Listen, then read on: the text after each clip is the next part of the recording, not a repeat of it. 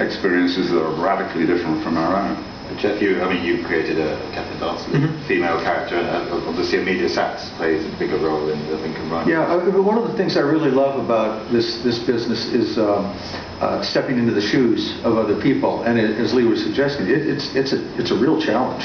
I mean, in my books, I have to get into the mind of, in one case, an African-American 16-year-old girl, an Asian-American undocumented immigrant coming into the country, an Italian professor, and Italian police officer in my book, The Burial Hour, recently.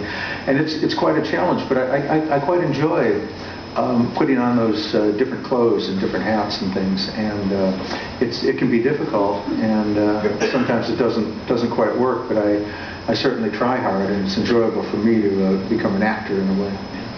We've got time, I think, for another. Yeah. Of the books you've written, which one or couple are your favourite books and why? Which are your favourites? Well, in my case, it's Garden of Beasts. Yes. My book. Oh, thank you. Is that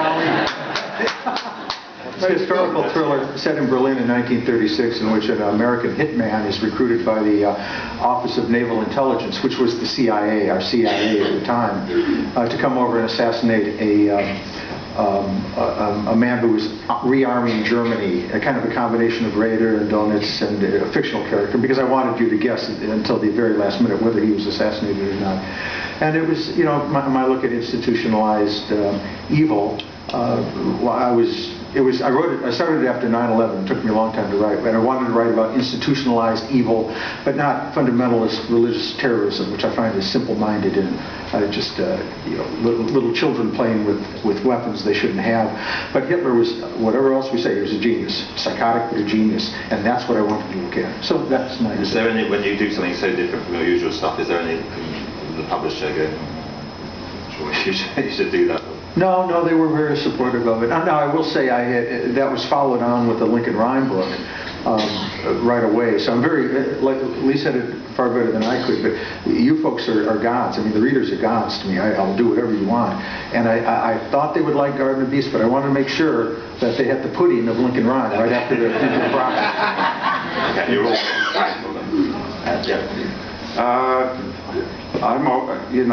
part of the reason why I don't do the outline method is that I live for the story, and so if I did an outline, then I've already told myself the story, and I'm done with it.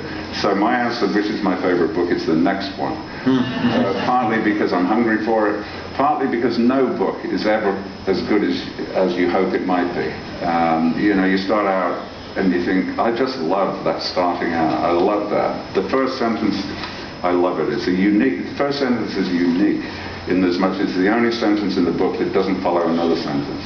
So it is just a great, I love it starting it, and I just feel wonderful that first day. I feel slightly less wonderful the second day because I realize, I'm screwing this up. The book always is not quite as good as it theoretically might be, but the next one could be. The next one I have not screwed up yet. So that is always my favorite. And I'm so antagonistic to my old books and stories that I already have told and know. I've never reread a book. I've never looked at any of my old books.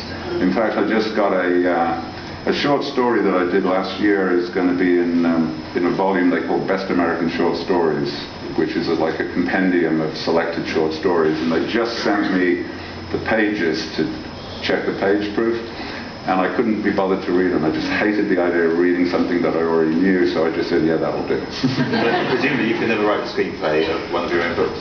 No, I think it's a really bad idea to write your own screenplays because you're too close to the material. I've written other people's books as screenplays, and you've really got to be brutal and callous and rip it up, and you can't do that to your own stuff. Well, thank you very much. That's all been brilliant. Our 50 minutes has come to an end. Just before we go, we're going to welcome another speaker to the stage very quickly to talk to us. Alistair Giles of Nielsen is going to come to the podium now. Thank you very much, Jake. So just we're only going to hold you another 5 minutes because I know you're keen to get to lunch. Firstly, I think we should just say thank you very much.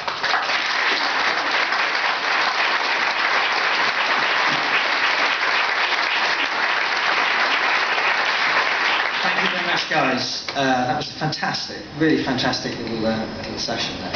This is a quick award ceremony, a quick presentation here to one of the speakers here today. Jeffrey, we're going to come to you next year. We can only do these awards once a year. I do believe given two of us, you've given the secret away. Today's little presentation is for Lee Child, of course. The award is the Specsavers Bestseller Award, powered by Nielsen Books, in association with the Sunday Times, and sponsored, of course, by Specsavers. They celebrate bestseller success in all formats. So Nielsen collate all the official sales, because everyone, I don't know if you notice this, every publisher uses the word bestseller, international bestseller, the latest bestseller. But actually, there are only very few real bestsellers. And Nielsen are the company that collate all those sales officially, and have done since 1998, happily for both you two guys, first started publishing in 1998. And so they've been collating all the sales of all best-selling titles in every format, hardback, paperback, and now e-books as well, over the lifetime of all those books, publishing since 1998, just in the UK. So this is a UK awards-based scheme. As you can probably see from the poster down there, there are 3 different levels. There are books which sell over 250,000 copies get a silver award, books that sell over 500,000 copies get a gold award, and books that sell over 1 million in the UK in the lifetime of the 21st century get a platinum award. So for the very top of those, this is only for the very top of the best-selling tree, the official sales. Hence the Nielsen 21st Century Hall of Fame, of which there are only about 73 authors, and I think 3 literary authors amongst those 74. And they collate all the books that have sold this century over 1 million copies. So it's really interesting to see what those books are, actually. So go on the website, SpecsaversBestsellerAwards.com, to take a look, to take a view on what those books are. Interestingly, Lee Child has sold over 15 million copies of his books, of his 22 books, in the UK this century. And even more unusually today, when I started publishing in 1983, I think, and when I started, backlist sales were the most important thing. Back catalogue was all about selling all those backlist sales, and the new book had a little bit of a hump, but really it was all the backlist. Now that's almost disappeared. Very, very few authors sell a lot of copies in backlist. One author that does is Lee Child. Over 1.2 million copies last year alone of all those 22 books, in the UK alone. That extra sales, ongoing sales, means that Killing Floor has now, the first book from Lee Child, has now gone over the platinum level. And that's what today is about, to present to you, Lee Child, the first platinum award for Killing Floor in the UK. To present the award, rather than me do that, I'm going to ask a couple of people to come up here. Stephen Long, who's the MD of Nielsen, and Dame Mary Perkins, who's the founder of Specsavers, is going to present the award, and she's of course a local Bristol girl to come back, made good. So without further ado, I'll hand over those two.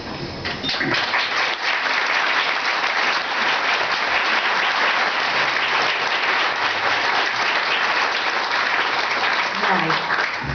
Do you know, I missed you in London, Lee, but when I heard that you were going to be here for Crimefest, the International Crime Fiction Convention in Bristol, well, you couldn't keep me away. I don't need to see the royal wedding. I just couldn't wait to get back to Bristol, because you're quite right, I'm a true Bristolian because I'm born within the sound of Great George bells. So I don't know how many people here from Bristol, but the Wills Tower there at the university, if you can hear that where you were living, then you're a true Bristolian. So yeah, so I'm really thrilled to be here. And do you know, I was really interested to hear what you said about reading books and the feel of it. Yeah, I still read books. I had to give up on my Kindle thing, and I do travel with books. I know they say travelling, but I sort of travel with a bag of books. It's the feel of it. But I was more interested because I've never heard anybody else say it before, that reading is like music. And it is to me. I have several books on the go the whole time, different ones. One of them's yours. One of them's yours, Jeffrey.